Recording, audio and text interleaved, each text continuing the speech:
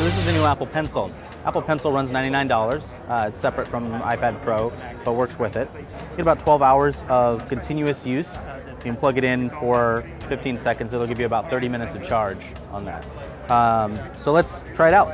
So if we go down here, this is the new Notes app for the iPad Pro that's shipping with iOS 9. Just pick a pencil here, or pick a pen here, pick a color here, start drawing. You notice the response time is incredibly quick.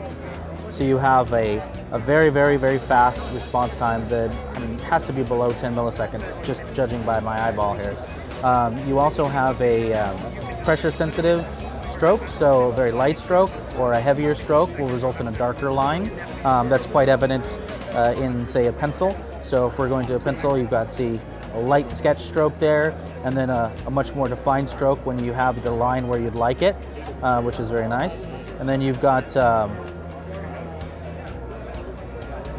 once again, very, very fluid motions here, allow you to very quickly sketch out your ideas.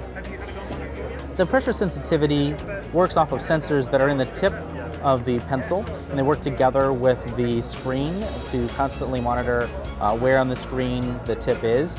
It also measures angle, so if we pick a marker here, for instance, and we do a straight up and down stroke, you're going to get a regular thin line.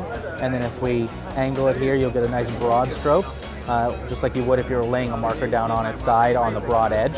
And then of course, you'll see that there are in-between markers, so it's not binary. You get to kind of choose how much of that you lay down at once, which is actually quite stellar. So far, just using it for a few minutes, the ability of the stylus to accurately reflect the strokes that I'm making and to keep up with me is very, very impressive.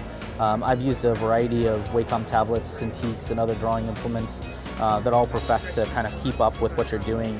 But very rarely have I found that they actually live up to their promise. This particular stylus, or pencil as they're calling it, is actually quite impressive. It has the feel of drawing on a Cintiq tablet, which is basically a very similar arrangement but thicker, larger, and more expensive. So that the fact that they managed to put a Retina display on here, keep the response time incredibly low, and also attach an iPad to it with all of the other functionality of an iPad is pretty impressive. So far so good on the first impressions of the pencil.